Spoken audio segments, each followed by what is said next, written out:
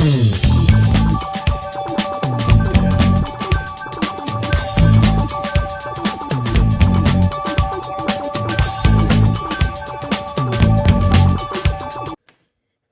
c'est Karim de la chaîne Ragnarok, mais tu peux m'appeler Michel. Monsieur Macron, je m'adresse directement à vous. Au début, on n'était pas content pour l'essence. Ça a fait x2. Ensuite, j'ai fait 3 doses. Là, je vais en faire 7 de plus, pour être corporate, pour être raccord. J'ai épousé mon frère. Oui. On a eu 2 enfants, voilà, une urètre, voilà. On les a appelés Johnson et Johnson, garçon et une fille. Bon genre, et on n'a plus rien à foutre. J'ai hébergé un Ukrainien, une Ukrainienne, enfin je pensais que c'était une Ukrainienne, Zelensky, un truc comme ça, là. Elle perdait la mine moumoute et des... Enfin elle m'a dit qu'elle était en asile politique, enfin j'ai pas compris. La plus grande golden shower de l'histoire de la 5ème République. Et on est parti pour 5 années supplémentaires. Hein? Alors pendant 5 ans on a tout eu, hein. Benalla, l'industrie française, enfin, ce qu'il en reste bradé. Tu te rappelles des trans à l'Elysée là? Ouais, bon, on va y avoir droit, hein, je pense. Hein. On va y avoir droit. Tranquille. Les gilets jaunes, je pense qu'ils vont remettre l'uniforme.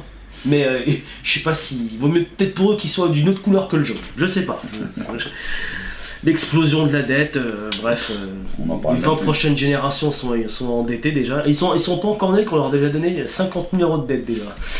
À facturer chez Rothschild. Et endetté. C'est ça en gros. Ouais. La dette. Alors le scandale Pfizer, bien sûr, les vaccins, comme on vous a dit, 90% de réussite dès le premier. One shot, 90%, fake news, voilà. Fake news. Ouais, fake news, parce que 6 mois après, bon, s'il faut imposer une 5ème dose, on le fera, Dixit Olivier Véran. Bon, Ok. Et le pass vaccinal, tout ça, bref. Mais je me dis, mais qui a eu l'idée de cette politique-là? Ah, mais qui Mais qui Voilà. Bon. Bon, j'ai compris, c'est la question interdite. D'accord. Non, Bon, je blague. Non, mais on va essayer de trouver un coupable. Alors, on va parler de McKinsey. Parce qu'on a beaucoup parlé de McKinsey. Tu vois, McKinsey. Je pense qu'il est légitime pour les ministères d'avoir appel à des cabinets privés. Je pense qu'ils ont été pris la main dans le pot de confiture.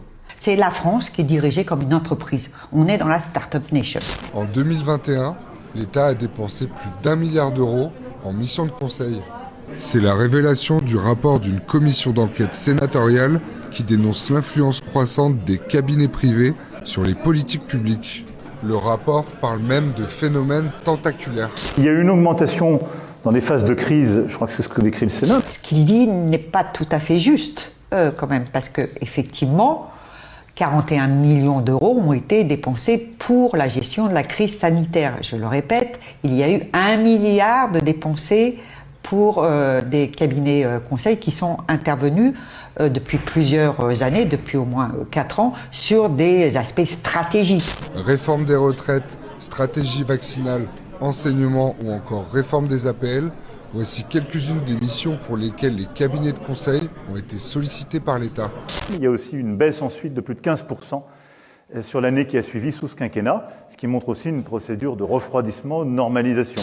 Il dit que le recours au cabinet a régressé de 15%, ce qui est faux, puisque la circulaire du Premier ministre, elle date du 19 janvier 2022 et elle préconise, elle n'est pas contraignante, elle préconise de réduire de 15% le recours au cabinet. Et cette circulaire, elle est assez étonnante.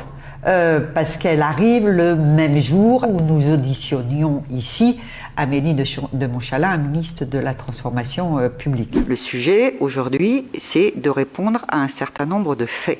Vous m'avez interrogé sur cette mission, donc éducation. Je dois vous dire que j'ai eu connaissance de cette mission hier par voie de presse, dans la mesure où elle a été commandée et pilotée avant ma nomination. La veille, c'était le cabinet de conseil McKinsey qui était sous le feu des questions des sénateurs. Pouvez-vous nous dire pourquoi vous êtes surnommé la firme ? L'un des directeurs associés de McKinsey était notamment interrogé sur une mission qui portait sur l'enseignement facturé 496 800 €. C'est une somme assez conséquente quand même. Donc ça aboutit à quoi précisément? Je n'ai pas directement piloté ces travaux. Je pilote l'ensemble du secteur et j'ai des collègues qui sont spécialistes de ces problématiques d'évolution de l'enseignement, Madame la rapporteure. D'accord. Lui aussi, il a été pris la main dans le pot de confiture, tout simplement, Monsieur Tadjeline. C'est-à-dire qu'il savait très bien, je n'ose imaginer qu'il n'était pas au courant de cette mission qui s'élève quand même à 500 000 € pratiquement. Donc il était au courant. Je pense que ces cabinets nous méprisent un peu. Et donc il devait penser que l'audition se passerait de façon tout à fait banale et qu'on n'aurait pas à notre disposition des documents qui prouveraient un certain nombre de choses. Et ça, je dois vous dire que ça m'a un petit peu énervé quand même. L'autre révélation du rapport du Sénat, c'est que le cabinet McKinsey n'aurait pas payé d'impôts en France ces 10 dernières années. Pourtant, voici ce qu'affirmait sous serment Karim Tadjadine devant la commission au mois de janvier dernier. Je le dis très nettement, nous payons l'impôt sur les sociétés en France et l'ensemble des salariés qui travaillent sont dans une société de droit français qui paye ses impôts en France. Donc il a menti à la commission d'enquête. Ils s'en foutent. Les gens ne comprennent même pas. Non, mais bien sûr. Ils disent aussi une histoire d'impôt, pourquoi vous le prenez la tête? Oui, c'est une histoire qu'ils payent pas leur... Bon, c'est vrai que... Par en même contre, temps, pour un costume à Fillon, voilà, écarter l'ordre de 4x4. Un costume. À Bourget en plus. C'est la seule chose qu'il a payé dans sa vie, un costume. Et en plus, il a eu des galères. Bon, bref. Il a vraiment pas de chance. Non, question de payer d'impôts. À la limite, les gens, quand ils regardent ça, ils disent mais moi, si j'étais comme eux, je ferais pareil, je paierais pas d'impôts en France. Bien sûr. Ouais, mais sauf que. C'est pas une histoire d'impôt. C'est pas une histoire d'impôt. Eh oui, mais bon, on va leur expliquer. Voilà. Donc McKinsey, les ménagères de plus de 50 ans. McKinsey, c'est quoi? En fait, c'est juste des mecs en costume cravate, tu vois, avec la communication, tu vois, l'américaine, qui maîtrisent tout, qui sont les champions du PowerPoint. Alors eux, ils ont la solution. Tu vois. Voilà, plus loin, enfin, bref. C'est pour ça qu'on dit communication pour pas qu'il y ait de malentendus. Ouais, chiant. Sting, communication. C'est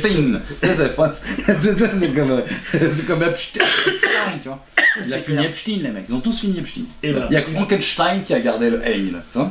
Bref. Bon. Frankenstein, il est mort maintenant. Sauf que. C'est le plus honnête. Ouais. Ils donnent la solution à tout sur PowerPoint. Ils sont balèzes quand même. Si on s'écrit sur un PowerPoint, ils disent hop, on a la solution à tout. La réforme des retraites, la stratégie vaccinale, les confinements, tout. Tu demandes McKinsey, ils ont tout. Ouais, d'accord, mais sauf qu'au Sénat, on a quand même jeté un œil sur ce que faisait McKinsey. Tu vois, on a trouvé des petits conflits d'intérêts. Pfizer, McKinsey. C'est en milliards, mais bon. Ouais, en milliards. Les cabinets de conseil ont été présents sur beaucoup en plus de réformes sociales, ce qui pose aussi question. Et l'autre question que pose aussi le recours au cabinet, c'est que ce sont des cabinets qui travaillent pour des grands groupes, on l'a dit. Donc, certaines solutions sont vendues, sont très homogènes. Hein, elles circulent dans les cabinets. Hein. Les cabinets les consultants produisent des slides. Et c'est parfois des slides qui s'inspirent de ce qui se fait à l'étranger, des slides qui s'inspirent de ce qui se fait dans les entreprises. Un petit milliard. Voilà, bon, et du coup on se dit, mais attends, parce que t'as des conseillers quand même au gouvernement, t'as des mecs qui te payent quand même une fortune, ils servent à quoi? Finalement, vous faites appel à des consultants, mais qui, quand on y regarde de plus près, sortent des mêmes écoles que les fonctionnaires, les hauts fonctionnaires de l'administration. C'est-à-dire qu'en fait, vous avez un paradoxe qui fait que vous faites appel à des cabinets de consulting avec des types qui sortent des mêmes écoles. Ce que je vous disais. Bien sûr, mais avec un deuxième point. Non, mais il n'y a peut-être pas forcément derrière une arrière-pensée malveillante. Ils viennent tous du même moule, donc c'est ça le problème. Peut-être ça. C'est pas ce que je dis, je m'en fous de la malveillance. Ce que je vous dis, c'est qu'il y a une différence, pour faire simple, entre votre énarque, votre mec d'HEC qui bosse dans l'administration ou qui bosse chez McKinsey ou ailleurs. Vous savez quelle est la différence? C'est que le mec, l'administration, d'un côté, paye son fonctionnaire pour un mois, ce qu'elle va payer un cabinet de conseil pour 3 jours. Franchement, à quoi il sert? Je sais pas, à défendre Israël peut-être. Ce soir, moi, j'avais le bureau politique de mon parti. Et Xavier Bertrand m'a dit, mais tu t'en vas. On parle des retraites, c'est important. Et je lui ai fait passer un papier en disant, pour moi, Israël, c'est plus important que les retraites. Elle a manifesté au Trocadéro, hein. Ils ont les yeux secs. Ouais, ils ont les yeux secs. Ça, c'était Claude Goasguen, maintenant il est plus de ce monde. Ah, il est plus là? Ouais. Non, le mec relou. Il était une figure de la droite, Pierre. Claude Goasguen est décédé. On l'a appris en fin de matinée. Claude Goasguen avait 75 ans. Il était hospitalisé dernièrement. Et comme Patrick Devedjian il y a quelques semaines, eh bien, il a été lui aussi victime du Covid-19. Jean-Gabriel Bourgeois, il reste dans les mémoires comme un ténor de la droite de ces dernières décennies. Oui, c'est un baron de la droite qui disparaît, député depuis près de 30 ans, toujours un peu décalé mais très engagé, retient un élu, notamment dans la lutte contre l'antisémitisme et la défense des chrétiens d'Orient. Mon grand regret est de ne pas être juif moi-même, avait-il confié un jour. Que Dieu bénisse son cercueil, comme on dit. Même le cercueil doit être dégoûté. Il a claqué vraiment le gros. Claude Goasguen, ah oui, ça fait déjà un petit moment. 2 ans déjà. 2 ans. Il n'y a même pas eu de feu d'artifice, rien. Bref. Lui, il a raté aucune bar mitzvah, il a raté aucune fête de Purim, il a raté aucune fête de Hanouka, il a raté aucune fête de Pessah, il a rien raté. Rien. Enfin bref. Que dalle. Je suis sûr que même son propre anniversaire, il a dû le fêter avec... je suis sûr qu'au gâteau d'anniversaire, c'était une menorah à la place des bougies. Bref. C'était pour la petite histoire. Sans compter les liens d'intérêt, la famille Fabius. C'est-à-dire que McKinsey... Bah oui, parce que McKinsey quitte la tête de McKinsey France, Victor Fabius... Et bien sûr, qui était président du Conseil constitutionnel pour valider la stratégie vaccinale ? Laurent Fabius. Ouais. Tu regardes le fils et le père, putain, mais c'est une photocopie. Le fils devrait emmener son père un peu au casino, ce qui nous gave. Putain. Ouais.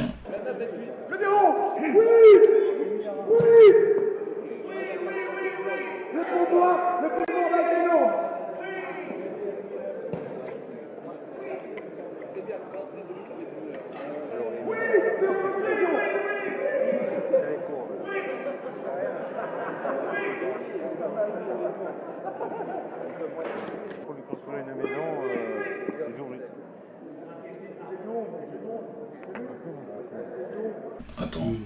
Bref. Et en plus, voilà la gueule de certaines prestations de McKinsey. Des centaines de milliers d'euros. Juste, c'est limite. En gros, si tu dois pas choisir entre un menu best-of et un menu maxi best-of, tu dois faire appel à McKinsey. Et ils sont mauvais. Ils sont mauvais en tout. Et j'espère que c'est pas McKinsey. Faudrait qu'il demande un cabinet conseil, non? Bon, la dernière sur le cabinet conseil, on dit, tu disais en fait les gens réagissent pas parce qu'ils se rendent pas compte à quel point c'est stupide. Mais je vous en conjure, regardez cet article, je sais plus, je l'ai là, je sais plus où il est sorti exactement, on va le retrouver. Les professions de foi qu'on envoie. Ça a merdé la dernière fois. Vous vous souvenez, pour les régionales, c'était une catastrophe. Il y en a la moitié qui ne sont pas arrivés, c'était une catastrophe. C'est terrible, oui. Là, ils se sont dit, il faut pas que ça arrive. Cette fois, c'est une présidentielle. Donc, qu'est-ce qu'ils ont fait? Ils ont payé McKinsey 300 000 balles. Réponse de McKinsey, passée par la poste. Oui. Bon, en gros, dans le gouvernement, c'est ça. 300 000 euros pour ce type de prestation. C'est chaud quand même. Ouais. Et drogué au cabinet de conseil, ça donne ça. Des milliards d'euros que l'on va encore payer avec nos impôts, sans compter la prochaine hausse de l'essence qui va arriver, c'est-à-dire les 3 euros le litre. Ouais, mais c'est pas grave, même à 10 euros le litre. Faut sauver l'Ukrainien. Faut sauver l'Ukrainien. Tu vois, le Roumain, il est devant nos supermarchés, on s'en fout. L'Ukrainien, non. Monsieur le président Zelensky, qui nous fait les gros yeux et la morale, et nous condamne sévèrement parce que on ne se prive pas de gaz russe, lui non seulement ne s'en prive pas, mais continue de financer son effort de guerre avec l'argent que lui verse la Russie. C'est sans équivalent dans l'histoire. C'est un double paradoxe absolument stupéfiant. Allez au-delà de l'émotion et regardez ce qui se passe. Et les artilleurs évitent soigneusement les pipelines. Ils auraient tort de les cibler par rapport à... Politique étrangère. Il est dans Schengen, le Roumain. Il s'en fout. Oui. Même il nous dérange. Mais l'Ukrainien, là, mal au cœur et tout. 52 minutes, rue Telkriev. C'est bizarre. Bref. Politique étrangère de Macron, alors là c'est pire que sous Hollande. Une catastrophe. Sans compter la gestion de la guerre en Ukraine qui est catastrophique. Rappelle-toi l'interview de Florence Parly. En gros, on veut la paix, mais on fournit des armes à l'Ukraine. Oui. Est-ce qu'aujourd'hui, vous estimez qu'il faut mettre la pression sur l'Arabie Saoudite et les Émiratis en leur disant ça suffit, ou est-ce que vous considérez qu'il faut garder le silence et continuer à leur livrer des armes ? Il ne faut nullement garder le silence. Ce n'est pas d'ailleurs ce que fait la France, puisque la France réclame à corps et à cri que des accès humanitaires soient ménagés vis-à-vis de la population yéménite qui souffre. Donc on réclame des accès humanitaires, mais on continue à livrer des armes. Madame Parly, c'est une question importante. On réclame juste un corridor humanitaire, mais on continue à livrer des armes. Je pense que j'ai répondu. Mais non, vous n'avez pas répondu. Vous nous dites on va demander un corridor humanitaire. Moi, je vous demande, est-ce que vous allez malgré tout continuer à livrer des armes dans le cadre des contrats d'armement avec l'Arabie Saoudite ? Je vous répète que nous avons des procédures et que par conséquent, naturellement, si de nouveaux contrats devaient être passés avec ces pays, ils passeraient au crible des critères que j'ai rappelés. Voilà. Mais les contrats passés, on continue à les honorer. Je ne peux pas être plus précise. Si tu alimentes une guerre, en même temps tu veux la paix, c'est un peu compliqué. C'est comme si tu tranquille, quoi, l'ambiance Iran-Irak. Voilà, bon. On se battra jusqu'au dernier Ukrainien. Et puis Macron à l'Arena qui fait son patriote, rappelle-toi là.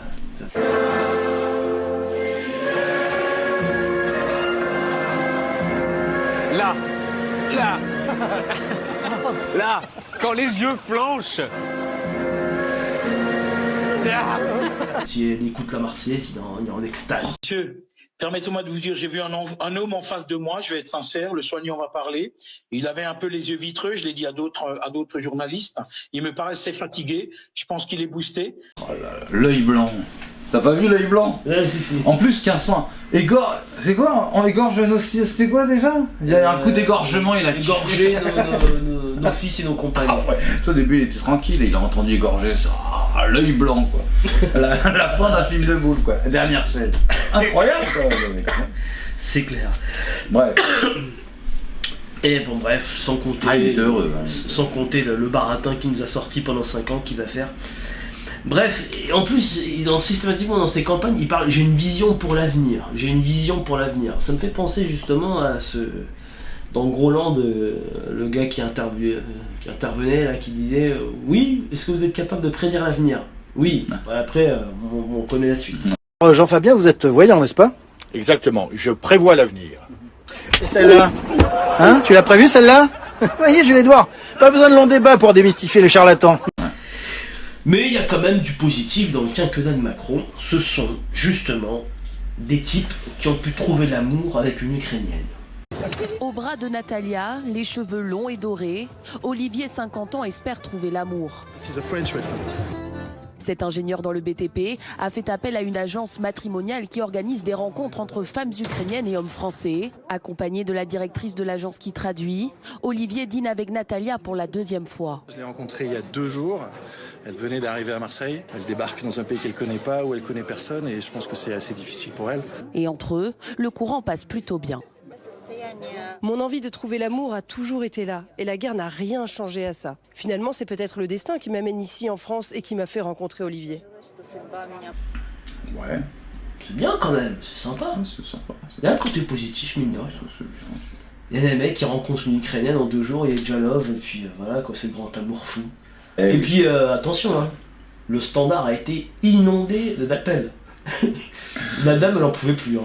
Depuis le début de la guerre en Ukraine, l'agence par laquelle est passé Olivier a fait face à une explosion de demandes. Messieurs, c'est vous qui m'avez appelé 3 fois? Des hommes aux propositions parfois insistantes et déplacées. Il y a une avalanche d'appels, mais malheureusement, 90% de ces appels ne sont pas sérieux. C'est-à-dire que... Mais monsieur, ça fait trop longtemps que vous m'appelez, monsieur. Les mecs, il y a de la couille pleine qui appelle. C'est une catastrophe. Ouais. Ah bah attends, tu m'étonnes. Et ça appelle, ça veut l'aider. Ouais. Les 28% pour Macron quand même, mine de rien. D'où ça vient? Alors... Non mais les accents.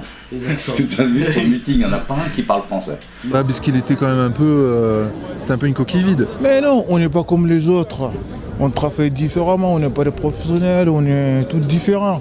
Nous on s'en fout d'être très dur, on est tac-tac. Non, on est différents. On travaille comme ça, on n'a pas besoin d'avoir de grands leaders partout, non. C'est comme ça. Okay. Macron président! Macron président! Macron avec nous! Macron avec nous! Pourquoi vous l'aimez Macron? Parce que c'est un très bon président. Pourquoi? Il est excellent. Il a tout ce qu'il a fait jusqu'au présent, il n'y a aucun président qui l'aura pu faire. Soit de la vieille ménopausée, post-ménopause qui n'a pas supporté les hormones. Je suis fière et contente d'être là. Je suis émue parce que ça me fait plaisir de voir tout ce monde-là. Et je voterai et je l'aiderai jusqu'au bout. Je suis une colleuse, je colle toutes les affiches. Je suis sur le terrain, je fais du tract, depuis 2020, je suis là avec la République en marche et je suis vraiment fier. Et j'espère qu'il va gagner. Et on va mettre les barrages. Ne vous inquiétez pas, on est nombreux juste à l'Isère. Soit du clando, tu te dis mais qu'est-ce qu'il fait là? Qu'est-ce qu'on lui a promis à ce gars? Vous êtes pour qui? Macron, Macron. Et qu'est-ce qu'il a fait de bien? Qu'est-ce qu'il a fait de bien? Alors je veux te dire, la croissance. Elle est à combien en France actuellement? Elle est à combien? Elle est à 7%. À 7%. What? Non, mais si, c'est vrai. Moi, je raconte pas la croissance. Je suis pas le type à raconter. Mais elle est à 7%. Mais non, elle n'est pas à 7% la croissance.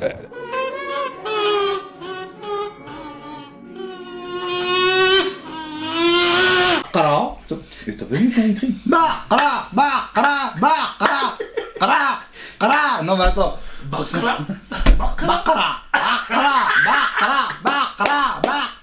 T'as pas vu? Et la vieille, on va voter pour avec la République en marche, je suis vraiment fier. Et j'espère qu'il va gagner. Mais pourquoi, madame? On est tous là. Elle boucle, quoi. Et ceux qui critiquent Macron, ils sont pas gentils. On lui dit, attends, c'est bon. La journée femme battue, c'est fini. Attends. Oh, ça va? Chial pour nous mettre Macron. Enfin bref. Ouais. Non mais le meeting il était magnifique. Il était magnifique. Que du clan. Vous êtes là pourquoi? Vous êtes là pourquoi? Il est beau. T'as pas vu? Ouais, c'est ça. Aucun programme, mais ça marche. Bonjour. Dites-moi, pourquoi vous allez voter Macron? Ça c'est intéressant. Parce que c'est le meilleur président qui a jamais existé. Ah bon, à ce point-là? À ce point-là. Et oui, j'ai quelques années. Et vous avez quelques années, oui. Ouais. Et qu'est-ce qu'il a de bien alors ce président, super président? Eh ben il a le bon sens, il a de la... Il est... En bref. Macron avec nous. Sans compter les journalistes, aussi qui ont bien fait le boulot pour Macron. Hein. Puis pas demain. Ah ouais. Non. La spécialiste c'est Anna Cabana. Que le président de la République, il impressionne tout le monde autour de lui. Ce caractère impressionnant du président de la République paralyse le système. C'est-à-dire qu'en fait, parce que il est exceptionnel, Emmanuel Macron. Oui, en fait, il fait des... Ah bah elle. Aïe. Cabana. Alors elle y va plein pot. Ce qui me fait penser à un truc, c'est que là, même pour ceux qui n'ont pas réussi à choper les Ukrainiennes, je me dis, pourquoi demander la réouverture des maisons closes? Il suffit simplement de laisser les bâtiments où siègent les journalistes en libre accès et le tour est joué. Tu leur proposes du pognon, tu obtiens ce que tu veux d'eux. C'est ce qu'il faut faire. C'est ce qu'il faut. Un corridor humanitaire de bordel à bordel, tu vois. Un genre de Nord Stream, tu vois. Du siège que du tapin, tu vois. Dans les tuyaux. T'imagines? Un corridor entre Libération, le Figaro, un corps à Vigor. BFM TV, bon, c'est bon, voilà. Non mais c'est quand même bon, enfin bref. Voilà. Pour ceux qui n'ont pas réussi à se taper les Ukrainiennes, bah, vous avez les journalistes. Ils font le boulot très bien. Mélenchon. Aïe. Ah, il a pleuré, hein, Mélenchon. Il a pleuré. Il était à ça, quoi. À ça. Ouais. Oui. Mélenchon, alors, il a fait 22%. Toute la campagne, donc il a fait que de taper sur Macron. Bon, à juste titre, ça a bien marché, parce qu'il y a quand même beaucoup de gens qui ont voté pour lui. 20h02, quoi. Hein. Et au bout de 2 minutes, tac. Pas une voix pour le Front National. On a vu son côté marocain ressurgir direct. Tu vois. Quelle ordure. Bah, il l'avait dit Zemmour. Avec des SMS échangés avec Macron, en fait c'était déjà prévu depuis un petit moment. Bah oui, non mais attends, 30 ans de parti socialiste, attends, faut arrêter quoi. C'est comme si tu veux faire un passage de cannabis avec un flic de la NSA quoi. T'inquiète pas, il a changé. Faut arrêter, tu vois. C'est clair. Faut arrêter. C'est clair. Ouais. Le social traître dans toute sa splendeur. Retournement de veste en permanence. Une fois il avait dit sur Le Pen, Marine Le Pen, la famille Le Pen réhabilite la politique. Tu vois. C'est-à-dire qu'en fait, ils changent d'avis sur tout. Mais c'est une merde. Je te dis tout ce qui touche le socialisme. Sans compter Ruffin, évidemment. Fausse opposition face à Macron. Faire des BD, lui. Ouais, voilà. Me faire chialer les routiers ou des conneries comme ça, mais il n'est pas crédible. C'est un minable. Il a fait une chose très simple. Il a amené en fait, ça me dégoûte, quoi. Il a amené des ouvriers qui lui faisaient confiance, il les a amenés au QG de Emmanuel Macron. Donc on est allé le voir au QG de En Marche et on a eu une discussion qui était très sympathique, voire rigolote, avec Emmanuel Macron. Donc il ne s'agit pas là de mettre en cause l'homme. Pourquoi est-ce qu'il a fait ça? Nul ne le sait, Emmanuel Macron n'avait aucun pouvoir pour eux, ne pouvait rien faire pour eux. Il les a amenés là-bas, et qu'est-ce qu'il a fait? Il les a fait monter dans le QG de campagne, et il a commencé à négocier avec Emmanuel Macron. Et avec Emmanuel Macron, qu'est-ce qu'il a commencé à négocier? Un duel qui permettrait de mettre en scène leur violence et de mentir aux Français, en fait, leur opposition, et de donner l'impression qu'il y avait une lutte alors qu'en fait tout était programmé. Parce que si on réfléchit stratégie, je veux dire que vous soyez vivement interpellé et publiquement par les salariés d'Ecopla, ça fera un épisode. Et ensuite que vous y répondiez en disant moi je suis prêt à aller me déplacer sur place, ça fait un deuxième épisode. Ok. 1. On échange sur le dossier. 2. On vous tient au courant des avancées. 3. Vous m'interpellez publiquement. 4. Dans la foulée, on cale ensemble une date de déplacement avant le 5 octobre, avant le fin septembre. Et on voit comment d'ailleurs on la communique ensemble. Et je pense qu'on sort d'ici, on ne sort pas content. Oui, en disant que vous avez fait part de sinon de tout ça, voilà. Instrumentalisé. Vous vous souvenez des images d'Amiens la semaine dernière? Ce moment où François Ruffin demande qu'on croie à sa sincérité. Qu'on mette pas en cause ma sincérité. Qu'on mette pas en cause ma sincérité. À deux reprises, et je vois que Madame la préfète opine, à 2 reprises, si. C'est une merde. De toute façon, il n'y a plus de gauche maintenant, c'est des minables. Non, regarde rien que là. On a Le Pen, Macron. Ouais. Moi je suis pas Le Peniste, encore moins macroniste. Mais si on est de gauche, Zarma, on vote Le Pen. Si on lit le programme. Bah oui. L'autre il nous dit des trucs pour les riches, des trucs tout bidon, je vous retire 100 balles pour l'essence, ça augmente de 10 000 euros, je vous retire 100 balles. Fous de notre gueule, mais un truc social, c'est ça. La nana, c'est une nana, ils nous font chier avec le féminisme, machin, là il y a une meuf. Le coup les arabes, le machin, bon. Je pense qu'après le racisme qu'ils ont fait sur l'Ukraine, ils vont arrêter avec le coup des arabes, quoi. Là on voit bien qu'il y a une hiérarchie des races, tu vois. Il y a, tu sais qui en haut, on n'a pas le dire. On va prendre en dessous. Il est au sommet, il est trop loin, on le voit pas. Tu vois. Après, de l'ukrainien, du machin, et tout en bas, du blackos, du rebeu, tu vois ce que je veux dire? Mais bon, il y a une hiérarchie là. Là, faut bien se rentrer dans la tête. Il y a toute l'Afrique qui meurt, on s'en fout, il y a de l'ukrainien, oui, vas-y. Tu vois? Ah ouais, là c'est. Attends. Et tu dis ouais non les Ukrainiens machin. Oh t'es un salaud, raciste. Alors on fait comment T'as vu, il s'énerve en plus.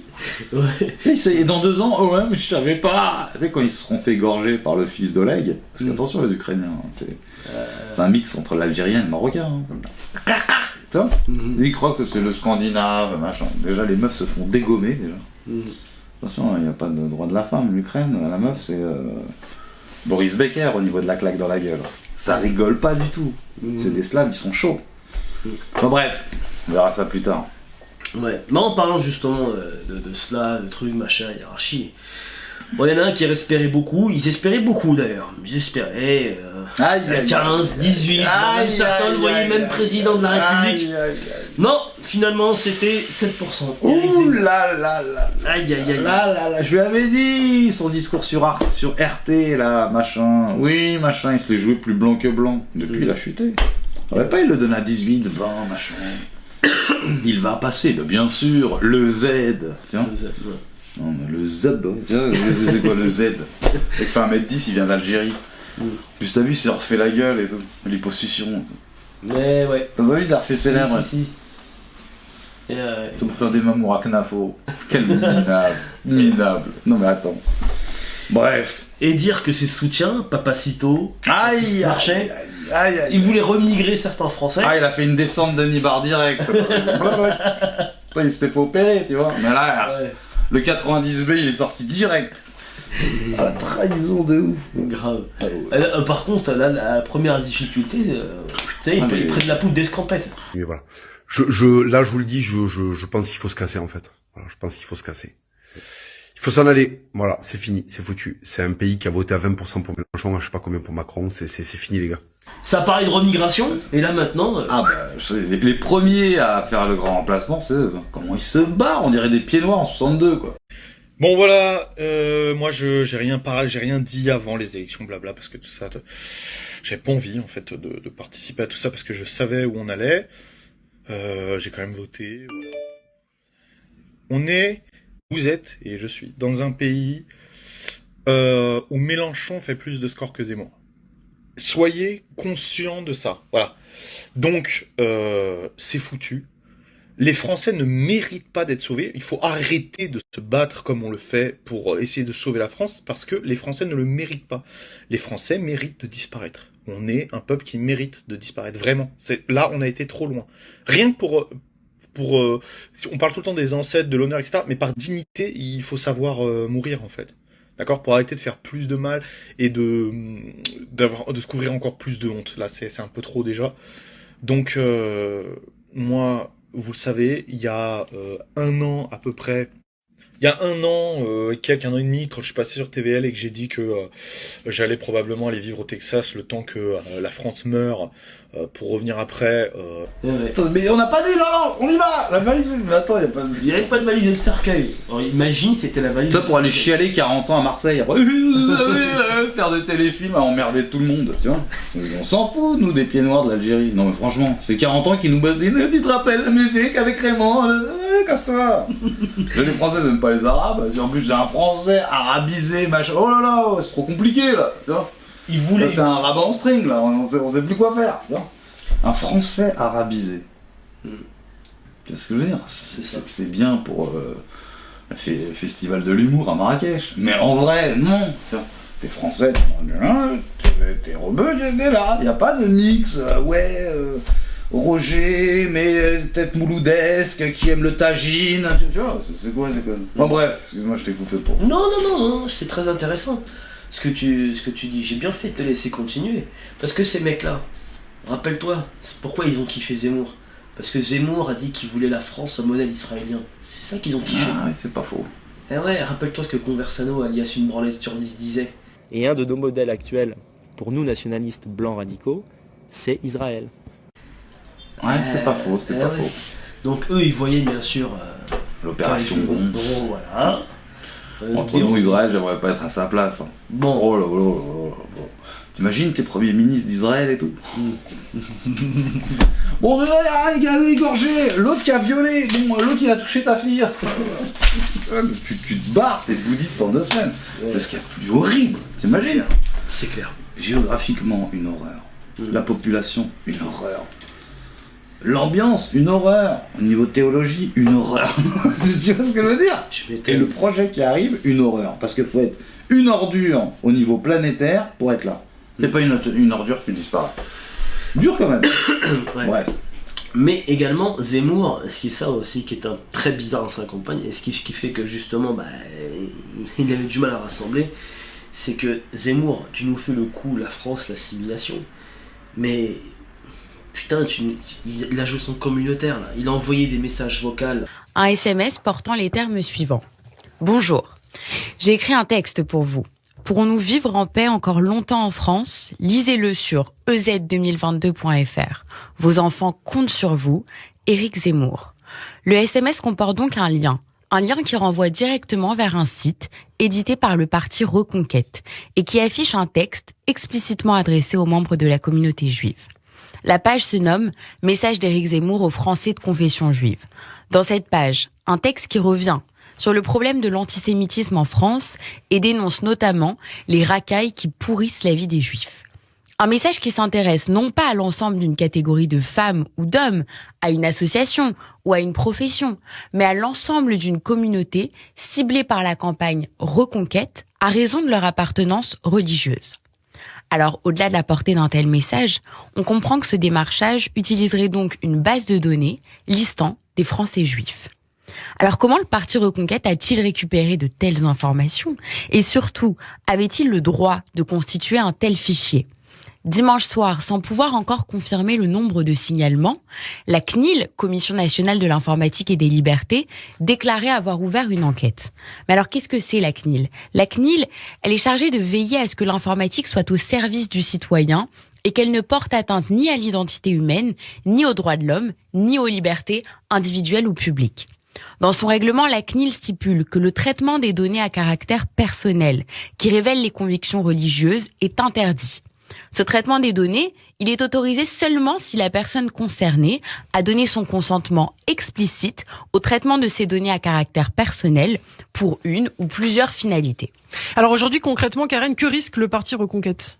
Alors, si les membres du Parti Reconquête ont expliqué n'avoir à aucun moment monté une base de données de personnes juives et disent s'être appuyés sur les services d'un courtier en données personnelles, bon nombre des personnes ont été contactées et n'étaient pas averties et n'ont pas manifesté leur désaccord en signalant ces pratiques à la CNIL. La CNIL, elle va donc chercher à déterminer si ce démarchage est basé ou non sur la religion et s'il peut ou non constituer une infraction. Si tel est le cas, elle décidera d'une mise en demeure ou de sanctions comme des amendes, par exemple. D'ailleurs, hier, signalons que le lundi 11 avril, l'UEJF et l'association J'accuse ont porté plainte contre X à ce sujet pour avoir utilisé des fichiers identifiant les membres d'une communauté ethnique ou religieuse. Et ficher une partie d'une population en fonction de leur religion ne nous est pas inconnu. Cela dérange et évoque un souvenir amer de l'histoire. À 2 semaines de la journée du Yom HaShoah, rappelons que le recensement des populations sous l'occupation était une obsession permanente, tant pour les Allemands que pour Vichy, pour qui dès 1942, les fichiers juifs devinrent un outil tragiquement efficace. Aïe aïe aïe. Surprise. Aïe aïe À qui aïe. Ah, le CNIL l'a épinglé là. Ils l'ont accusé de refaire le coup de la liste de Schindler. Ah ben on sait déjà que lui s'il veut faire son Abraham Drucker, il aura toutes les adresses. Hein, il a pas besoin de... Hein, sans déconner quoi. Ah, il a informé le Z. Putain, il a le listing de tous les feuges sur la planète quoi. Taille de chaussures, il a tout quoi. Il est réel quoi. En plus, oui, vous voulez aider, machin, votez pour moi. Bon, attends. Le feuge, il a pas besoin d'un mec qui crache sur ses cousins, tu vois ce que je veux dire ? Quand t'es blanc, danois, machin, tu vois les bougnoules, tu dis bon, ok, bon, nous on est des vikings, t'es un arabe. Mais lui, il vient d'Algérie. Ouais. Algérie, tu peux pas nous la faire, le brahman, la casse supérieure, on sait ce que c'est, tu vois ce que je veux dire ? Comme si je dis, je suis marocain, je suis au-dessus de toi. J'ai rigolé, tu vois ? Oui, même les feuges ils se foutent de sa gueule. C'est même en étant juif, c'est les feuges les plus bidons de la planète. C'est vrai. Ouais. Bah attends. Il y a quoi, vendeur de jeans, tu vois ? Bon, ça rigole bien, Claude Med, ils ont des beaux cheveux, tu vois, mais c'est de la daube. Ouais. Tu prends le Polak, c'est lui qui fait les missiles, les machins. L'autre il est bon à faire de la pub au mieux, tu vois, ou vendre des jeans. Et à triper sur les Ashkénazes. Mais franchement. Ouais, c'est ça. Bah attends. Il a fait quoi le mec ? À part avoir la grande gueule, faire chier, envahir Nice, tu vois ? C'est vrai quoi. Et il nous parle, oui, la valise, l'Algérie, le machin, le bico, mais on s'en fout ! 1962 ! Attends, réveille-toi quoi, c'est fini, tu vois ? Le mec, l'Algérie, pourtant il est en France, tu vois ? Il parle que de l'Algérie. L'Algérien, il s'en fout de l'Algérien, il sait même pas ce qui se passe. Ils n'ont même pas le prix de la sauce tomate, tu vois ? Ouais. Bref.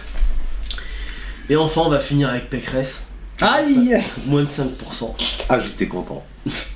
J'étais content, le plan. Ouais.